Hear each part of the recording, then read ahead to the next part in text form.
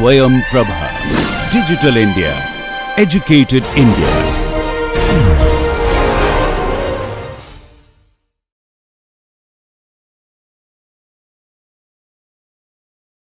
But here you will have to solve a problem applying the theory, applying the concepts.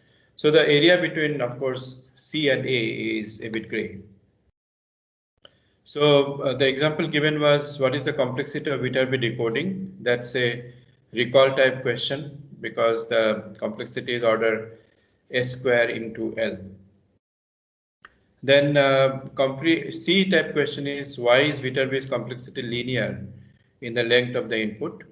That is because of the Markov independence assumption, and you need to understand the Markov independence assumption, because of which nodes can be killed at a particular level. They need not be advanced to the next level.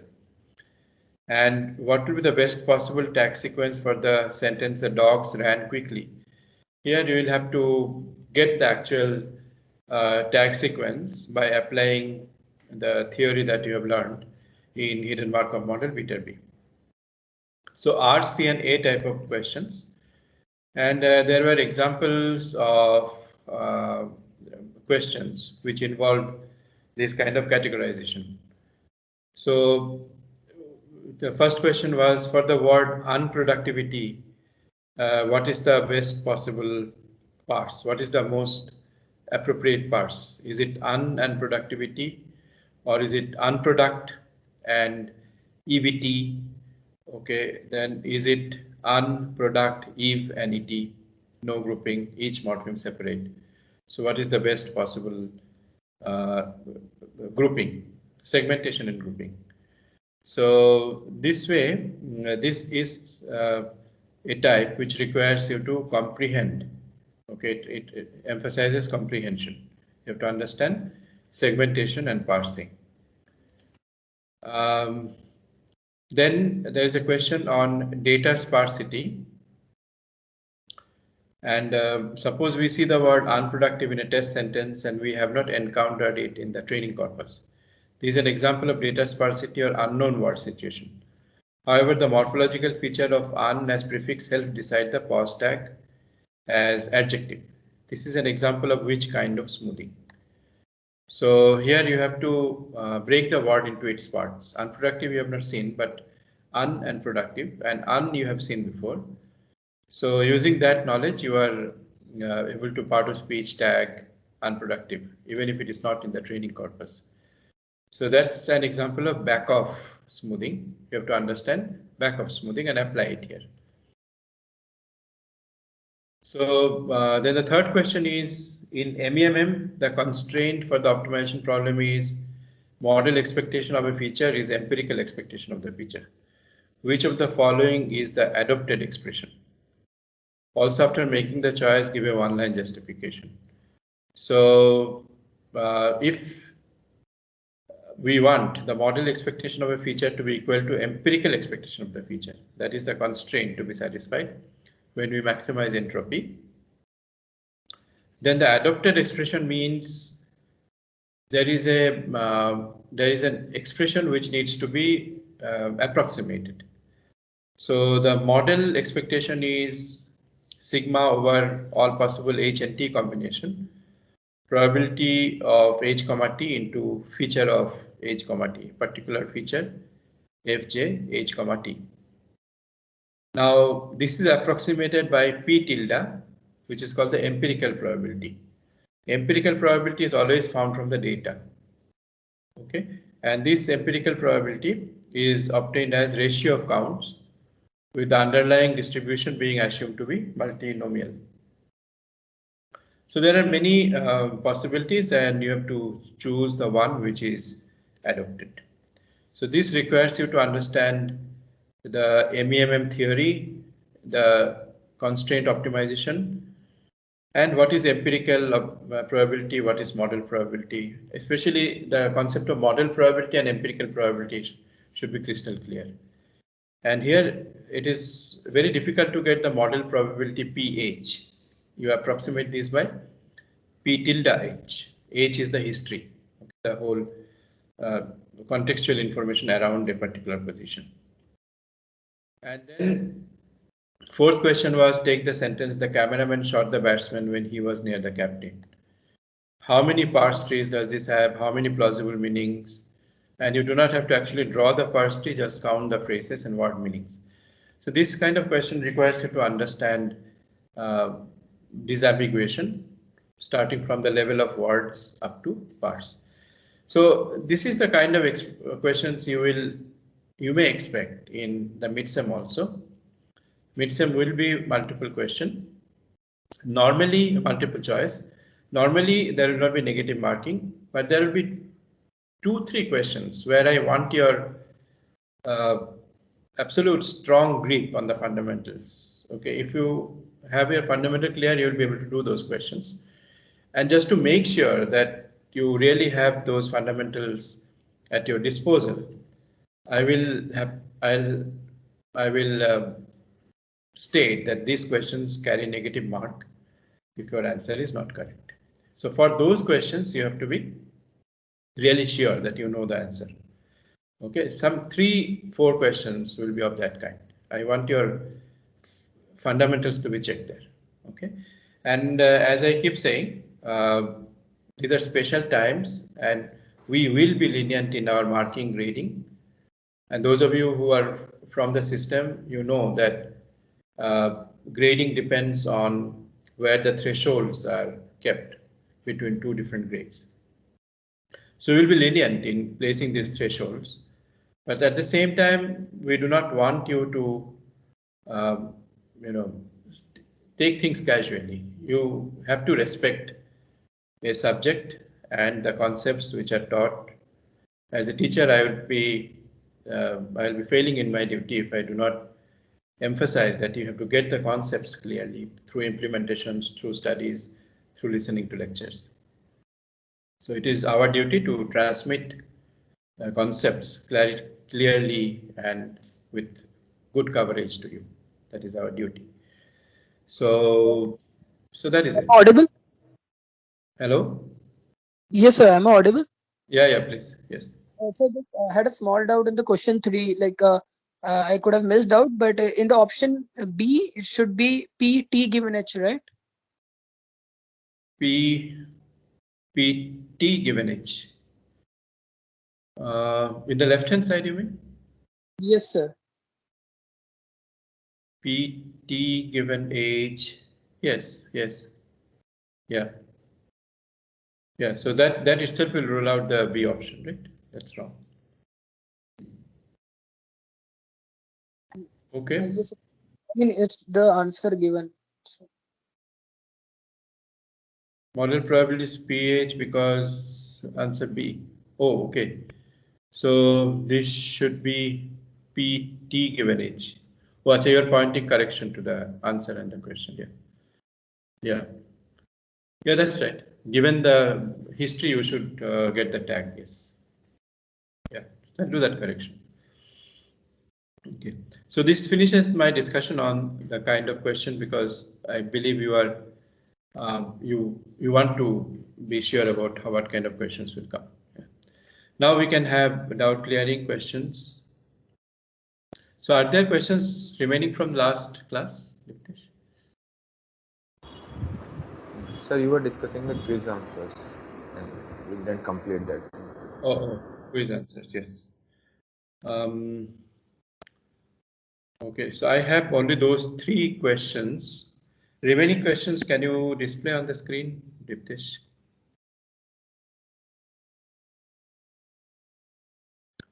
Hello, Diptesh, you're there? Or Prashant, can you?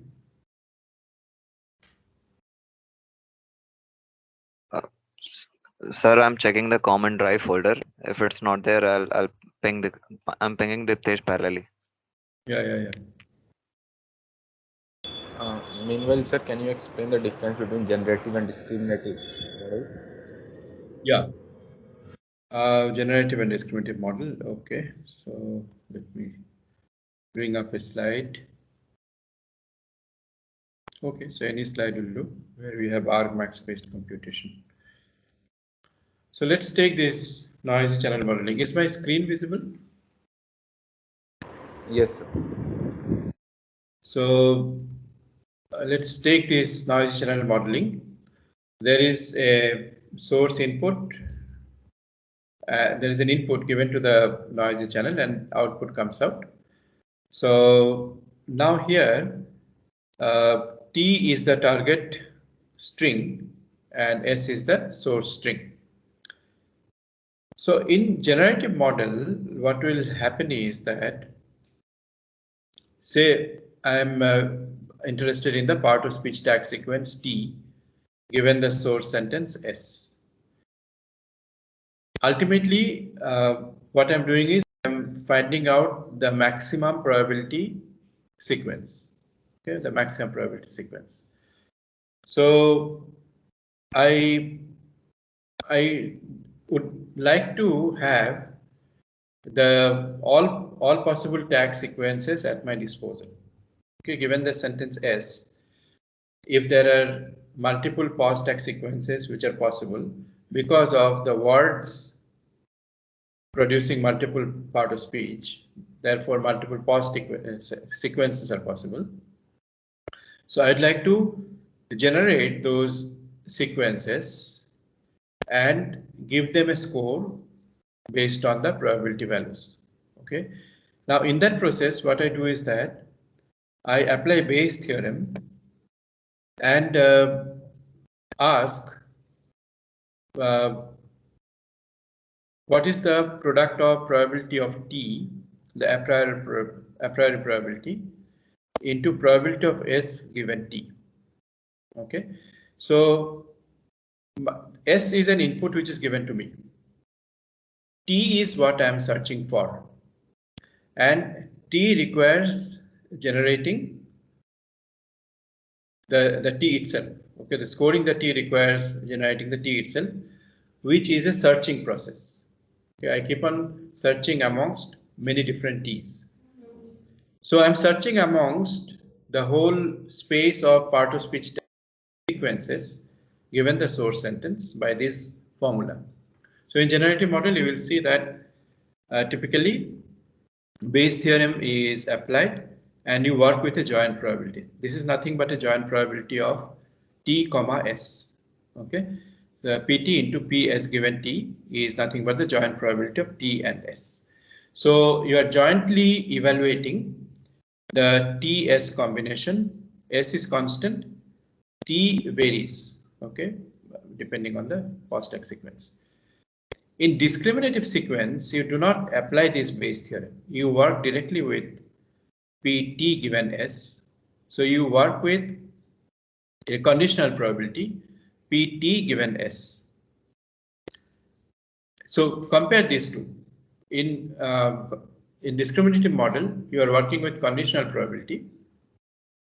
In generative model, you are working with a joint probability.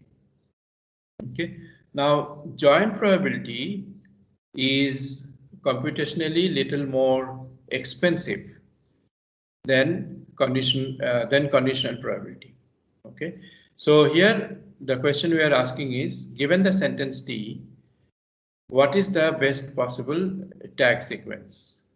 Okay. So you have to consider many tag sequences and score them and give the best possible tag sequence. So this process requires you to discriminate from tag sequence to tag sequence based on the features of these tag sequences. Okay, you might say that the same thing is happening here also. The area is really gray between the two. Okay, you cannot really say that whatever is there in generative model is there in discriminative model also or not present. The main difference is you are working with this joint probability and you are working with conditional probability. So conditional probability computation is little more efficient than a generative model computation. And also one more thing is that discriminative models typically make use of features which are additional to just what is there in T and S.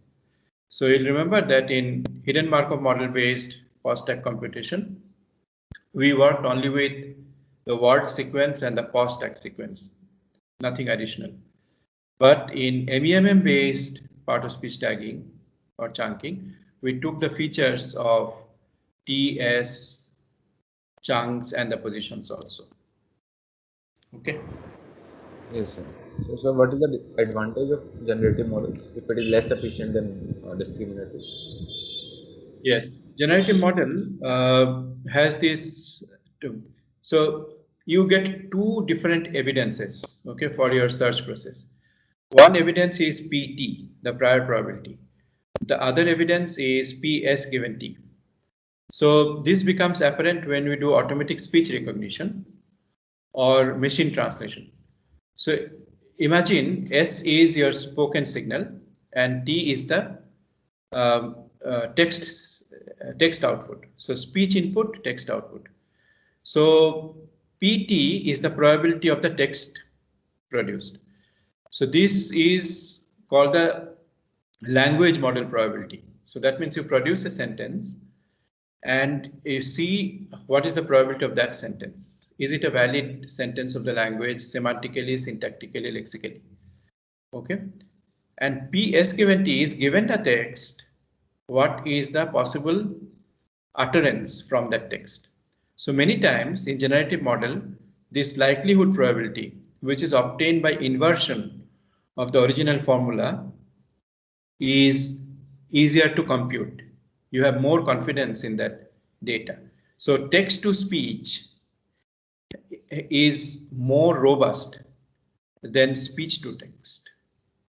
Okay, so generative models main advantage is that first of all it gives you two different channels of scoring, the prior probability and the likelihood probability. And likelihood probability is many times easier to compute or easier to obtain data. I'll give you another example. Suppose S is a person and T is the decision of whether this person has cancer or not. Okay, given the person, find out if the person has cancer or not.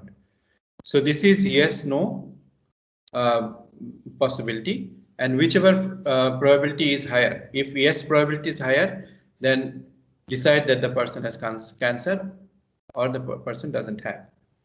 Now come to the generative model. Probability of cancer. So the formula will become now probability of cancer into probability of cancer given the person. Probability of cancer given them. So you get this probability, okay, this probability because the set of people who have cancer is much smaller. So T is a much smaller set, and S is not exactly the person. S means all the medical data about the person. So you will get all the medical data from the set of people who have cancer, multiply it by the probability of having cancer. Okay, so you have two different channels of data and clue, as opposed to probability of T given S. So probability of S given T for cancer is easier to obtain data from and compute. Hello, Yeah. sir. Yeah, there is some another question. Looks like. Yeah, please. I So here guess in this case, like, whoever it was, go ahead. Yeah. hello, yes, sir. So in this case, you will have to have data for both the cases, right? Like for the people who have cancer, do not have cancer. Because Yeah. for that computing probability of S given T, you said that like the set of people who have cancer is very small, but the set of people who do not have cancer is very, very large. So how do you have like extrapolate that data? No. My search space becomes smaller. Okay. So if you want to get probability of T given S directly, so I have the medical data, okay, and other data given a person. Suppose a new person has come. Okay, the person has fever. The height is so much, the body weight is so much, blood pressure, etc., etc. You have all the medical data. So your S is actually a feature vector. Okay, it is a feature vector. So given the feature vector, does the person have cancer or not? Now it is a machine learning situation. So that means you will have to have the parameter value probability of T given S. So probability of yes cancer and no cancer given all the different signals. So these you have to obtain from the data, and yes cancer and no cancer, you will have all these data points, okay, along with their medical records. So when a new person comes, we'll have to match these information with the data. Consider the other formula. So probability of cancer that you know from sampling, okay, everything is based on sampling. Let us look at the likelihood expression. Here what will happen is that T value is cancer or no cancer. So if it is yes cancer, then you will apply naive Bayes assumption and break all the medical symptoms into independent probabilities. Okay, maybe independent probabilities. So what is the probability of a cancerous person having fever? Okay, what is the probability of a cancerous person having, let's say, yellow eye, and so on. So these parameter values, these are your parameter values, remember. Okay, they come as factors in your scoring function. These parameter values, when it is in the reverse form, what is the probability of a cancerous person having fever? This parameter value is much more confident when calculated this way, rather than the other way around. Okay, with fever, what is the possibility of cancer? Rather than with cancer, what is the possibility of fever? So P fever given cancer is easier to compute from the sample, and we will be more confident of that parameter rather than P cancer given fever, because fever is such a vague symptom. Okay. Okay. Okay, sir. So in short, in this situation, so we use a discriminative model when we don't have an inversion of our probability of interest, and we use a generative model when we have an inversion possible in our data, right? Yeah, I think you have put it well. So I'll just rephrase this in a little finer way. I think whether to use generative or discriminative really depends on the two conditional probabilities, Pt given S or Ps given T. Whichever probability is easier to calculate, and whichever probability inspires more confidence from us based on the data collection and based on sampling, we'll decide whether we want to do generative modeling or discriminative modeling. Plus the fact that joint probability is little more expensive than conditional probability. So Jyotsna, I think it will be good to put a slide where you have two columns, discriminative model, generative model, and we record all the advantages and disadvantages. So advantage of generative model comes when likelihood probability is easier to calculate and we are more confident of that value compared to the posterior probability. Oh, we have to Sir, discuss I have this. one more question about HMM. So in HMM, we are not considering the so for POS tagging. So to calculate the tag for particular word, we are not considering that word. We are considering its previous word. So why is it so? So to improve the accuracy, we can consider that word as well, right? But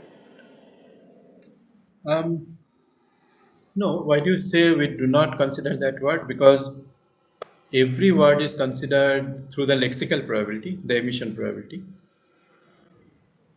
So, yeah, but state transition probability, when we calculate the probability of so it's a product of emission and transition probability, right? So probability of state I plus 1 given state I into probability of Wi given Si. So yes. here we are not considering Wi plus 1, means what the tag Oh, for which word we are no. calculating tag. No, we are considering when we are at a particular position. Okay, when we are at a particular position, we are considering probability of the word at that position given the state at that position multiplied by the transition probability. Now, the way it is happening is that if you remember, let me bring up that picture.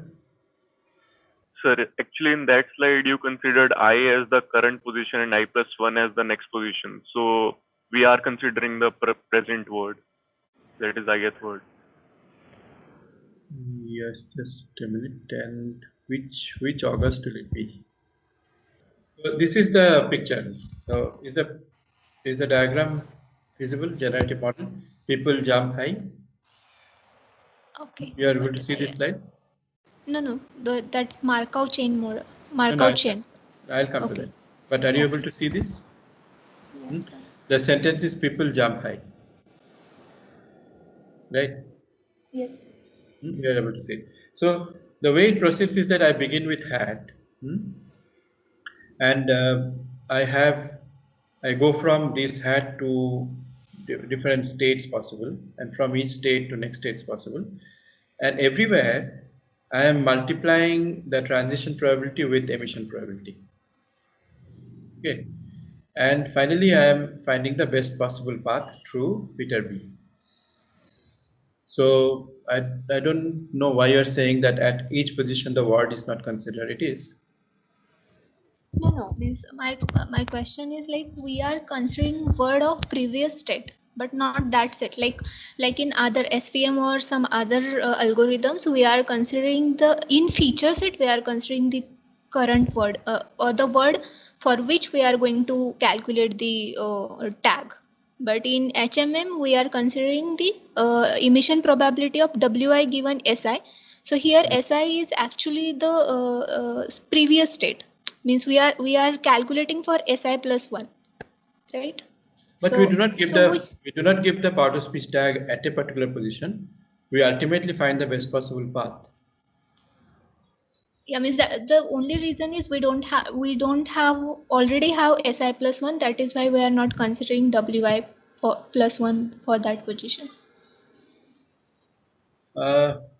Is it so? Because if you take Viterbi, then up to every state, I have multiplication of the transition probabilities and the emission. Are you saying that at this state, this NNS state, okay, and at Brown, I'm not multiplying the probability of Brown given NNS? No, are you saying that? Yes, sir. We are multiplying the uh, no, we are multiplying the Brown given NN, but we are Yes. not multiplying the foxes. Means we are not considering word foxes, but we are No. calculating the tag for foxes. So, but foxes we have already observed. Means foxes is given to us, right? So there should be some way to consider that. No, I don't think you are right. So at every stage, I am looking at a word and calculating the partial probability up to that word, including the probability of that word given the state. No, at every state, at every path, I am doing so. Yeah. Okay, sir. We can go to next question. I think I will. Yeah, we can discuss it offline. Yeah. So, Okay, next question. Hello, sir. Yeah. Sir, in the slides for the garden path sentence, you have given the example of the man, the old man, the boat. So here the man is mistakenly Do I taken have? as Oh, one sec. Do I have old man the boat? Do I have that sentence? Which slide? the last one in the last lecture. Means after the buffalo is over, the last Oh, is achha, okay. But what is the question? Let's see. the man is mistakenly taken as noun instead of verb. And in the quiz, the situation is not quite the same. So in the quiz, actually there are two verbs, and the main verb is mistakenly taken as the verb of a proposition phrase. So No. are there two? No, one sec. I don't understand the question. Come again. Okay, so in the slides, the old man the boat. This is the Ah. sentence given in the slides. So here, man is mistakenly taken as a noun in parsing, In but parsing, actually it's a verb. correct, yes. And if we talk about the quiz question, Hmm. there Hmm. actually the main verb is need, Ah. but mistakenly rest is taken as the main verb. May race, yeah, that's right.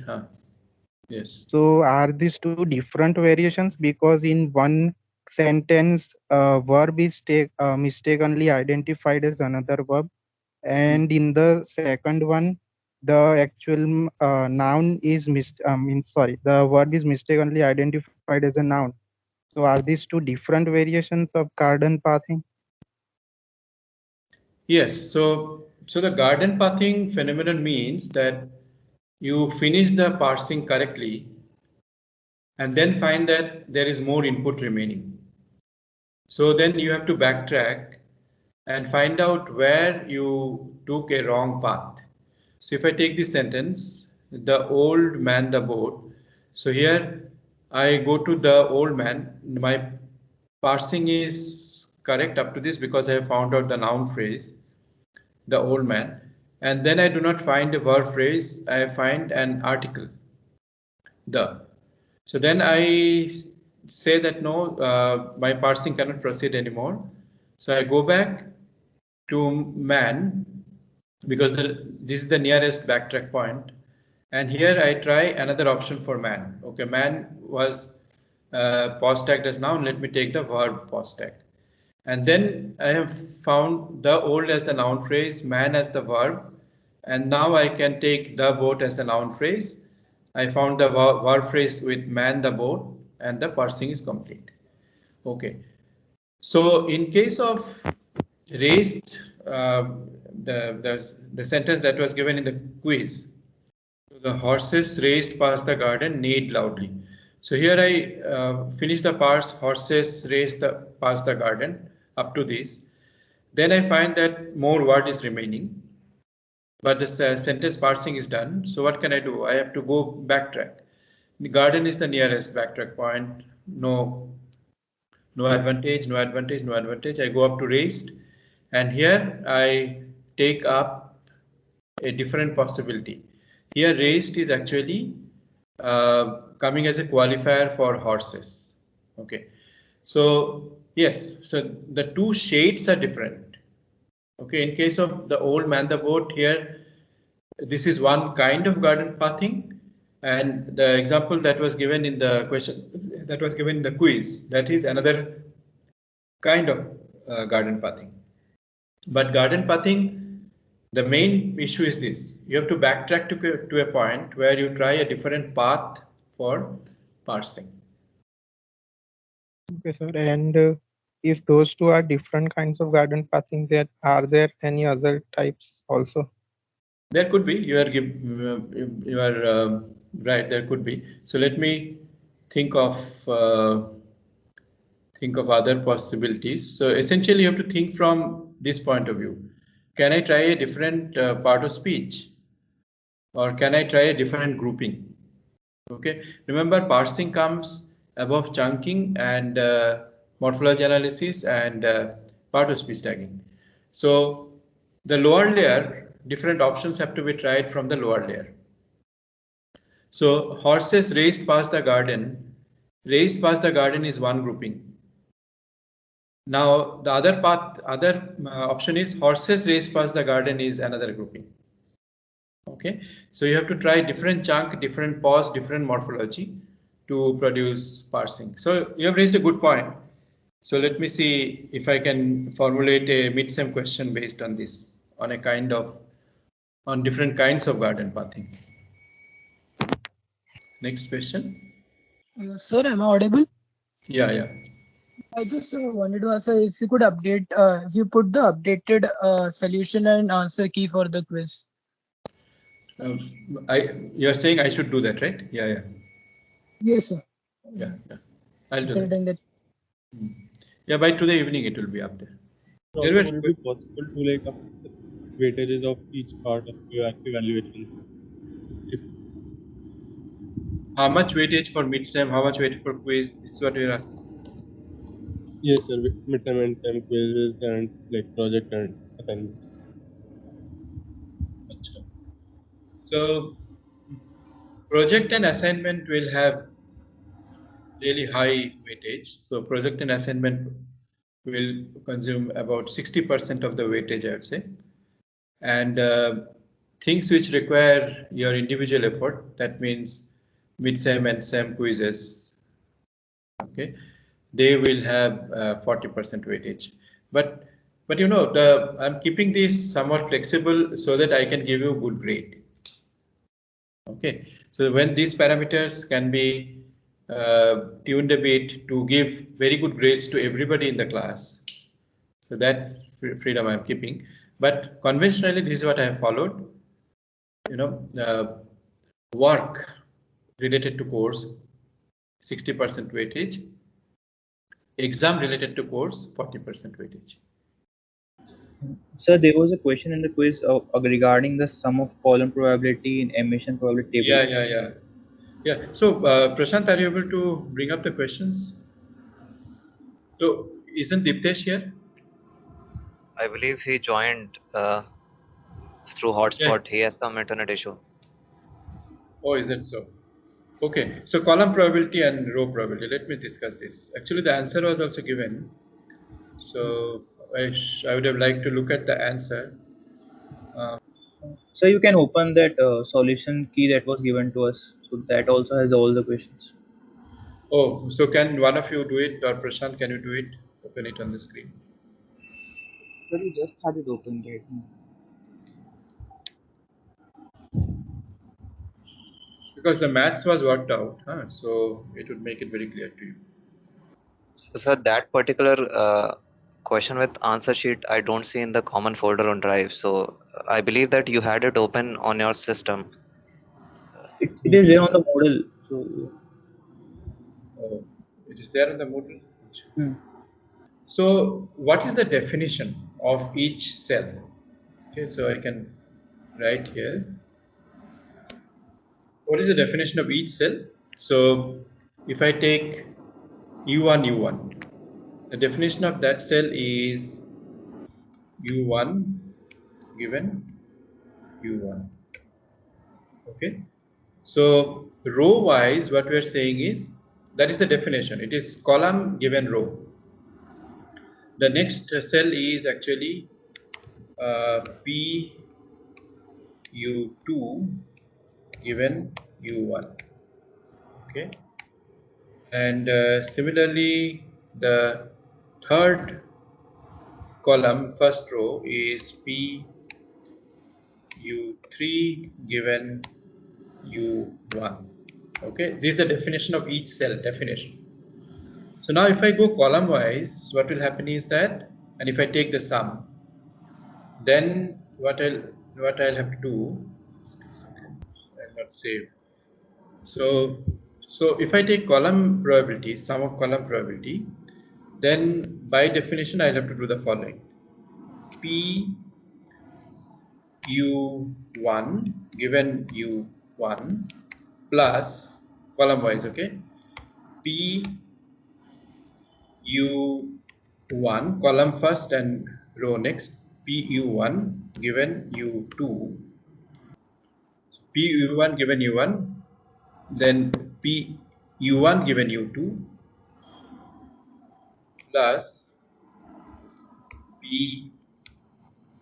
PU1 again given U3.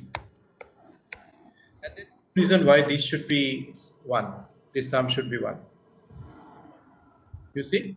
Because now what you can do is that you can convert them by Bayes theorem into PU1 into PU1 given U1 divided by PU1. So that maths was worked out in the model answer. But you can see that there is no reason for this to be 1. Okay. Sir, if it is not equal to 1, doesn't that mean that there is also a PU1 given some U4 which is non-zero? So that implies that the tax set itself is not complete. The same like there No, are no, more no. than No, no, no, three. no, no. Please, no, no, no. Please don't jump into conclusions. Okay. So if this is not one, so you are saying that who is taking the rest of the probability mass? That is a question. Mm. That is a question. Yes. So, no, I don't know. I mean, this question, who is taking the rest of the probability mass? So, Sir, it can be greater than 1. could be, could be. So I cannot say anything. All I can say here is that this is equal to P1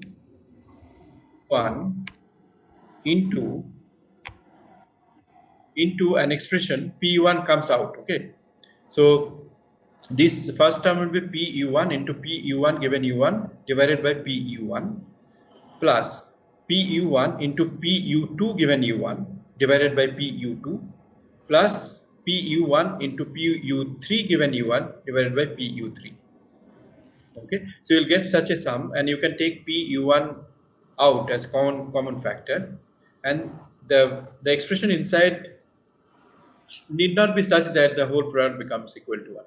But this point is a good one, that where is the rest of the probability going? I mean, if it is less than 1, where is the rest of the mass? If it is more than 1, then what is happening? So the point is that I do not see any semantics being assigned to this expression. So doesn't this Pu1 given U1 mean that you are reaching U1 from U1, the transition from U1 to U1? Yeah. The U1 given U2 means transition from U2 to U1. Yeah. And U1 U3 means U3 to U1. So the sum of these probabilities will mean that the sum of the ways which transition can jump to U1 from some state. Okay. So is that doesn't that imply that there is also one more state from which U1 can be achieved? No.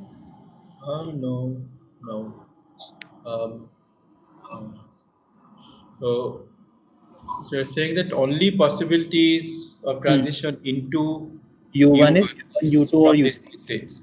Right, exactly. I don't think that we can say that because all of these probabilities are over different sample spaces. The probability of U1 given U1 is over the sample space where the previous tag was U1, and the probability of U1 given U2 is over the sample space over sample space where the previous tag was U2. So sum of all these is not equal to the probability of reaching U1 because the sample spaces are different. So adding the probabilities does not mean anything. The sample spaces as a whole corpus.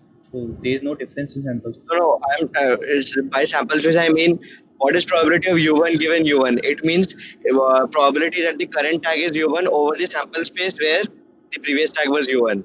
That is the probability of U1 given U1, right? So all three of these are not even over the same probability space. So adding them does not give you any probability. So making it little more clear. So PU1 given U2 is number of times U2 is followed by U1. U1 is followed by U2 divided by number of times U2 occurs. Okay. So it is a ratio of 2 counts. Number of times U1 follows U2 divided by total number of times U2 occurs. Similarly, total number of times U3 occurs for the next expression. So I do not assign any more meaning to this than just this expression, really. Okay, so, but I don't understand what was what was wrong behind my reasoning. Your reasoning? That U1 can't be reached from U1 can reach either from U1, U2, U3. So if those probability don't add up, that means that there is some other state from which you can reach U1. No, the transition I think probability. what you're talking about is a total probability, although this is the conditional probability sum. You are talking about PU1 total probability. That would be PU1 into PU1 given U1 plus PU2 into PU1 given U2 plus PU3 into PU1 given U3. That would be the total probability of U1. So this doesn't mean anything. Yeah. So I do not immediately find fault with your argument. nor can I accept this. So, we need to think about this. But you know, mathematically, you can see that there is no reason for it to become 1, and you're reasoning that the only possible way we can reach U1 is through any of these 3 states. Okay, so it exhausts all possible ways of reaching U1. But you see the definition of each cell is the transition into column given the row. Okay, transition.